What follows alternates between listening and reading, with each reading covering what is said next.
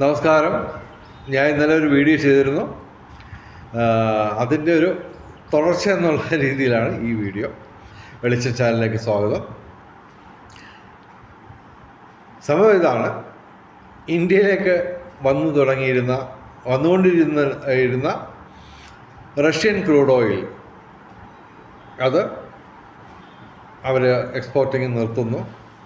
Russia കാരണം അവരുടെ തന്നെ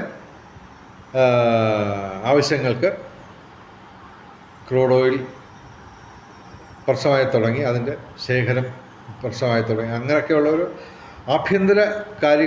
ആഭ്യന്തര സുരക്ഷയ്ക്ക് വേണ്ടിയാണ്. അതായത് അവിടെയും ഈ പെട്രോളിനും ഡീസലിനും ഒക്കെ വില കൂടാൻ തുടങ്ങി. അപ്പോൾ അങ്ങനെയൊക്കെ ഉള്ള ബന്ധപ്പെട്ടാണ് റഷ്യ ഇത് സംഭവം എക്സ്പോർട്ട് നിർത്തി.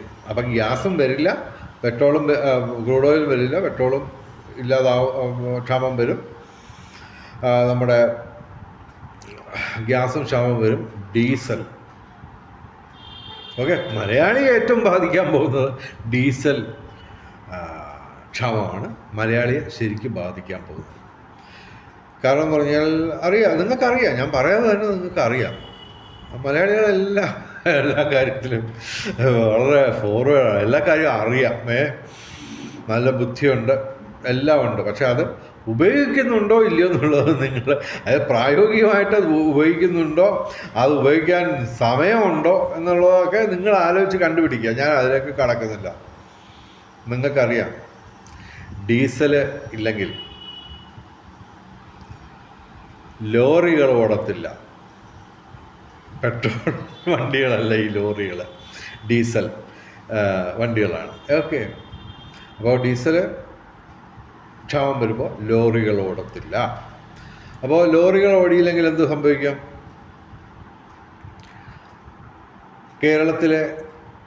കേരളത്തിലേക്ക് വരുന്ന അരി, മലക്കറി, മറ്റ് ഭക്ഷ്യവസ്തുക്കൾ, അതിൻ്റെ വിതരണം കേരളത്തിലോട്ട് ഉണ്ടാവില്ല. അപ്പോൾ 2024 ജനുവരി 18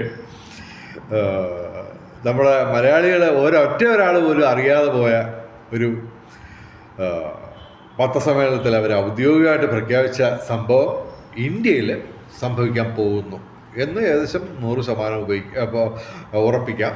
പിന്നെ ഇതിനിടയ്ക്ക് വേറെ ഏതെങ്കിലും രാജ്യത്ത് നിന്ന് ക്രൂഡ് ഓയിൽ ഇറക്കുമതിയൊക്കെ ചെയ്യുകയാണെങ്കിൽ ചിലപ്പോൾ ഇതൊക്കെ മറിഞ്ഞ് പോയെന്ന് വരും. എൻ്റെ ഒരു സുഹൃത്ത് പറഞ്ഞത് ഇതാണ്: ഇന്ത്യ ഭരിക്കുന്നത് നരേന്ദ്രമോദിജിയാണ്. അദ്ദേഹത്തിൻ്റെ നക്ഷത്രം അനിഴമാണ്, വൃശ്ചികം രാശിയാണ്. അതായത് സാക്ഷാൽ മുരുകൻ്റെ, സുബ്രഹ്മണ്യ ഭഗവാന്റെ നക്ഷത്രവും രാശിയും ഒക്കെയാണ് നരേന്ദ്രമോദിയുടെ. അപ്പോൾ അതുകൊണ്ട് ഒന്നും സംഭവിക്കത്തില്ലെന്ന് പുള്ളി പറഞ്ഞത്. അങ്ങനെ സംഭവിക്കാതിരിക്കട്ടെ. ഞാൻ ഇന്നലെ ഇട്ട വീഡിയോ കഷ്ടിച്ച് 300 പേരെങ്ങാണ്ടാ കണ്ടത്. ഞാൻ 200 പോലും പ്രതീക്ഷിച്ചില്ല. ഡെവലപ്മെൻ്റ് ഉണ്ട്. അതുകൂടാതെ അതിനകത്ത് ഞാൻ പറഞ്ഞിരുന്നു, ഈ വിഷയത്തിൽ താല്പര്യമുള്ളവർ എൻ്റെ വാട്സാപ്പുമായിട്ട് ഡയറക്റ്റായിട്ട് ബന്ധപ്പെടണം. ഓക്കെ, അപ്പോൾ അങ്ങനെ പലരും എന്നെ ബന്ധപ്പെട്ട് തുടങ്ങി. എന്ന് പറഞ്ഞാൽ ജ്യോതിഷം മാത്രമല്ല ഞാൻ കൈകാര്യം ചെയ്തത്. ജ്യോതിഷം ശരിക്കും പറഞ്ഞു ഈ പറഞ്ഞതൊക്കെ ഞാനൊരു ഓഡിയൻസിനെ സൃഷ്ടിക്കാൻ വേണ്ടി ഞാൻ ഏറ്റെടുത്തൊരു ദൗത്യമാണ്. പിന്നെ പാരമ്പര്യമായിട്ട് ഞങ്ങൾ ജ്യോതിഷന്മാരാണ്. ഞങ്ങളുടെ കുടുംബത്തിൽ നിരവധി ജ്യോതിഷന്മാരുണ്ട്. അത് എൻ്റെ അച്ഛൻ്റെ അച്ഛൻ ജ്യോതിഷിയായിരുന്നു. അതുകൂടാതെ എൻ്റെ പിതാവിനും ജ്യോതിഷം അറിയാമായിരുന്നു. അങ്ങനെ ഞാനും കുറേയൊക്കെ പഠിച്ചിരുന്നു. അത് കഴിഞ്ഞ 35 വർഷമായിട്ട് ജ്യോതിഷം എനിക്ക് പ്രായോഗികമായിട്ട് ലക്ഷക്കണക്കിന് പേരുടെ ജാതകമൊക്കെ നോക്കി എനിക്ക് അതിൽ അറിവുണ്ട്. ഓക്കെ, അപ്പോൾ അതുമായിട്ടൊക്കെ ബന്ധപ്പെട്ടാണ് ഞാൻ ഈ ചാനൽ തുടങ്ങിയത്. പക്ഷേ ഉദ്ദേശം ഇത് തന്നെയാണ്. എനിക്ക് പറയാനുള്ളത് കേൾക്കാനൊരു ഓഡിയൻസ് വേണം. അതിനു വേണ്ടിയാണ് ഞാൻ ഈ ജ്യോതിഷം പണ്ട് ഒരു 4.5 വർഷം മുമ്പ് ഞാൻ ജീസസ് സാംബശിവൻ എന്നുള്ള പേരൊക്കെ വെച്ച് ഞാനൊരു ചാനൽ തുടങ്ങിയിരുന്നു. 1.5 വർഷം കൊണ്ട് 145 പേര് സബ്സ്ക്രൈബ് ചെയ്തു. ഓക്കെ, അതുകൊണ്ട് അതങ്ങ് പൂട്ടിയിട്ട് പേരൊക്കെ മാറ്റി പുതിയ ട്രാക്കിലൂടെ അങ്ങോട്ടും കയറി. അതായത് ഈ ഉദാഹരണത്തിന് നമ്മളിപ്പോൾ ഡൽഹിയിൽ പോകുന്നു, എങ്ങനെയൊക്കെ പോവാം? പ്ലെയിനിൽ പോവാം, ട്രെയിനിൽ പോവാം, ബസ്സിൽ പോവാം, കാറിൽ പോവാം, ഓക്കെ, സൈക്കിളിലും പോവാം, നടന്നും പോവാം, ഓക്കെ. അപ്പോൾ നടന്നൊക്കെ പോയി അങ്ങ് അവിടെ ചെല്ലുമ്പോഴത്തേക്ക് നമ്മുടെ ആയുസ് തീർന്നിരിക്കും. അപ്പോൾ പ്ലെയിനിൽ പോവാം, എക്സ്പെൻസീവ് ആണ്. കാറിൽ പോവാം, എക്സ്പെൻസീവ് ആണ്. പകരം ഒരു ട്രെയിൻ പിടിക്കുന്നു, ഓക്കെ. ജ്യോതിഷം എന്ന് പറയുന്നൊരു ട്രെയിൻ ടിക്കറ്റ് എടുത്ത് ഞാൻ കയറിയിരിക്കുകയാണ്. അപ്പോൾ പകുതിയോളം ഞാൻ സഞ്ചരിച്ചു കഴിഞ്ഞു, ഓക്കെ. അപ്പോൾ സംഭവം ഇപ്പോൾ ഇന്നലെ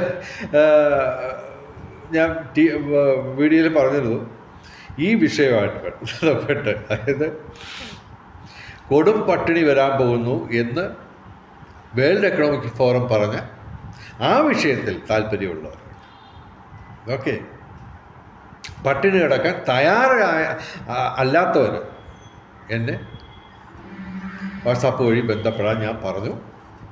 ആൾക്കാരൊക്കെ ബന്ധപ്പെട്ട് തുടങ്ങി. ചിലർക്കൊക്കെ എന്തൊക്കെയോ മനസ്സിലായിട്ടുണ്ട്. ഞാൻ പറയുന്ന കാര്യത്തിൽ എന്തോ ഒരു സംഭവം കിടപ്പുണ്ട്. അപ്പോൾ സംഭവം ഇതാണ്, ഡീസൽ ക്ഷാമം വരാൻ പോവുകയാണ്, ലോറികളൊന്നും ഓടത്തില്ല. അപ്പോൾ കേരളത്തിലേക്ക് അരി, ഗോതമ്പ്, മറ്റ് പലവ്യഞ്ജനങ്ങൾ, പച്ചക്കറി ഇതൊന്നും വരാത്ത ഒരവസ്ഥയിലേക്ക് വരും. അപ്പോൾ അങ്ങനെ വരുമ്പോൾ എന്തോ ആയിരിക്കും ഇവിടെ സംഭവിക്കുക എന്നുള്ളത് നിങ്ങൾ തന്നെ ആലോചിക്കുക. അതായത് പണം കൊടുത്താലും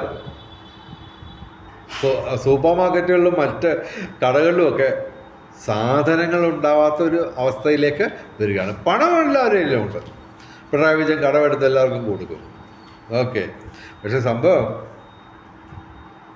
മറ്റേത് കിട്ടത്തില്ല. എന്താന്ന്, ആഹാര സാധനങ്ങൾ കാശ് കൊടുത്താലും കിട്ടാത്ത അവസ്ഥ. ഗ്യാസിന് പകരം നമ്മൾ പല മാർഗങ്ങൾ കണ്ടുപിടിച്ച് കഴിഞ്ഞു, ഓക്കെ. അപ്പോൾ സംഭവം ഇതാണ്, നമ്മുടെ വേൾഡ് എക്കണോമിക് ഫോറം പറഞ്ഞ കാര്യം സംഭവിക്കാൻ പോകുന്നു കേരളത്തിൽ. അത് ചിലപ്പോൾ ആഴ്ചകൾക്കുള്ളിൽ തന്നെ അത് സംഭവിക്കാനിടയുണ്ട്. എന്തായാലും താല്പര്യമുള്ളവരൊക്കെ ഇതൊക്കെ കേൾക്കുക, ഷെയർ ചെയ്യുക, എൻ്റെ ചാനൽ സബ്സ്ക്രൈബ് ചെയ്യുക.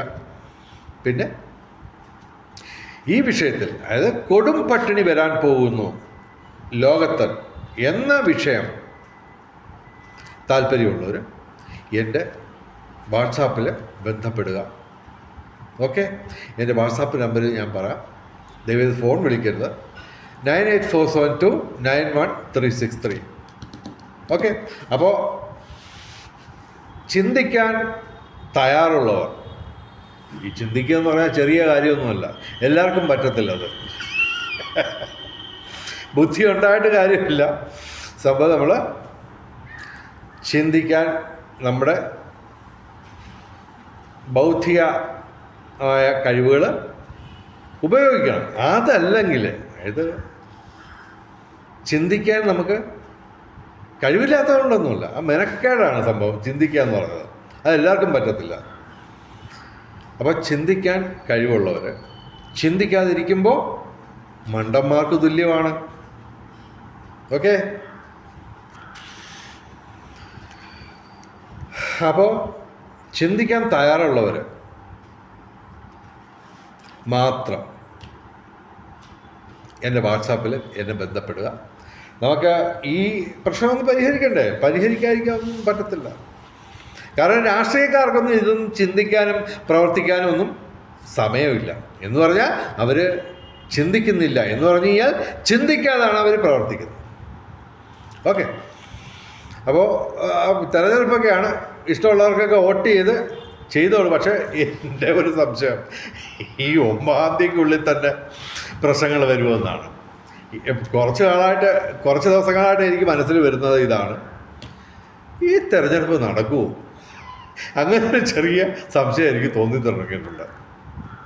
എന്തായാലും ഓണം വരുന്നു, വിഷു വരുന്നു, അത് കഴിഞ്ഞ് വിഷു വരും, വർഷം വരും, തിരുവോണം വരും, പിന്നെ ഓരോ തളിരിലും പൂ വരും, കായ് വരും. കവിതയാണ് എൻ കക്കാടിൻ്റെ. അതുപോലെ വിഷു കഴിഞ്ഞിട്ട് ഓണം വരും. മലയാളിക്ക് ഇത്തവണത്തെ ഓണം ആഘോഷിക്കാൻ പറ്റുമോ ഇല്ലയോ എന്നുള്ളതൊക്കെ നിങ്ങൾ ആലോചിക്കുക. നമുക്ക് മറുപടി കണ്ടെത്താം. അത് ഈശ്വരൻ തരുന്ന മറുപടിയാണ്. ഓക്കെ, ചിന്തിക്കാൻ കഴിവ് കൊടുത്തിട്ടുണ്ട് മനുഷ്യർക്ക് ഈശ്വരൻ. ആവശ്യത്തിലധികം പ്രകൃതി സമ്പത്ത് ഈശ്വരൻ കൊടുത്തിട്ടുണ്ട്. അതൊക്കെ വിവേകപൂർവം, ബുദ്ധിപൂർവം, കൗശലപൂർവം ഉപയോഗിച്ചില്ലെങ്കിൽ എങ്ങനെങ്കിലുമൊക്കെ അങ്ങ് ജീവിച്ചാൽ മതി, തട്ടിമുട്ടി അങ്ങ് ജീവിച്ചാൽ മതി എന്നുള്ള മലയാളികളുടെ ആ അലസത, അത് ഈശ്വരൻ പിടിച്ചു നിർത്തി ചോദ്യം ചെയ്യുന്ന ഒരവസ്ഥയിലേക്ക് വരികയാണ് താമസിയാതെ. ഒരുപക്ഷെ ആഴ്ചകൾക്കുള്ളിൽ തന്നെ അത് സംഭവിക്കും. ഓക്കെ, എന്താ സംഭവിക്കുക? വേൾഡ് എക്കണോമിക് ഫോറം പറഞ്ഞ് നമ്മുടെ മലയാളികൾ ആരും അറിഞ്ഞില്ല, ഒരു പത്രവും റിപ്പോർട്ട് ചെയ്തില്ല. ഭയങ്കര രാഷ്ട്രീയ പ്രബുദ്ധരായിട്ടുള്ള ആൾക്കാരാണ്, ഭയങ്കര ബുദ്ധിയാണ് എല്ലാവർക്കും, അത് ഉപയോഗിക്കുന്നില്ലെന്നേ ഉള്ളൂ. എന്തായാലും കൂടുതൽ ദീർഘിപ്പിക്കുന്നില്ല. നമസ്കാരം. ഈ വിഷയം കൊടും പട്ടിണി വരുന്നു, അതിന് ഉള്ള പരിഹാരം, അതൊക്കെ ചിന്തിക്കുന്ന ആൾക്കാർ ദയവേത് എൻ്റെ വാട്സാപ്പിൽ ബന്ധപ്പെടുക. ഓക്കെ, കുറച്ച് കാലം കഴിയുമ്പോൾ യൂട്യൂബും കാണത്തില്ല, അത് വേറെ കാര്യം. ഈ എന്താ പറയുക, അങ്ങനെ പറയാൻ തുടങ്ങി കഴിഞ്ഞാൽ നിരവധി കാര്യങ്ങളുണ്ട്. 50 മണിക്കൂർ കണ്ടിന്യൂസ് ആയിട്ട് സംസാരിക്കാൻ, അതായത് മലയാളികൾക്ക് അറിയാത്ത വിഷയങ്ങൾ മാത്രം ഞാൻ 50 മണിക്കൂർ സംസാരിച്ചിട്ട് തകർത്തിട്ട് തരാം. അത് അങ്ങനെയൊക്കെ ഇപ്പോൾ സമയമില്ല, നിങ്ങൾക്ക്, എനിക്ക് സമയമില്ല. ഓക്കെ, പക്ഷേ നമുക്ക് എല്ലാവർക്കും സമയം വരും, സമയം കിട്ടും. അത് മിക്കവാറും മാസങ്ങളൊന്നും വേണ്ടി വരത്തില്ല, മിക്കവാറും ആഴ്ചകൾക്കുള്ളിൽ തന്നെ സംഭവിക്കും. ഓക്കെ, തൽക്കാലം വിടവാങ്ങുന്നു. വീണ്ടും വരും. നിങ്ങളെ ബോറടിപ്പിക്കുന്ന വിഷയങ്ങളുമായിട്ട് വീണ്ടും ജീസസ് സാമ്പശിവൻ വരും. ബോറടിച്ചാലും നിങ്ങൾക്ക് കേൾക്കേണ്ടി വരുന്ന ഒരു കാലത്തിലേക്ക് നമ്മൾ നടന്നെടുക്കുകയാണ്. ഓക്കെ, ഗുഡ് ബൈ, നമസ്കാരം, ശുഭദിനം.